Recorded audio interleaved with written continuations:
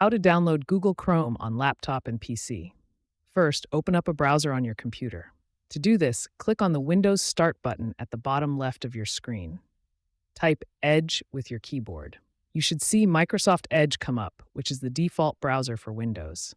Select Microsoft Edge. Once the browser opens, go to the web address bar at the top and type google.com. At Google's homepage, type Google Chrome in the search bar and hit Enter. The first link that comes up should be the official Google Chrome page. Click on that link. Now you're at the Google Chrome download page. Click the Download Chrome button. You should see a download notification at the top right of your screen.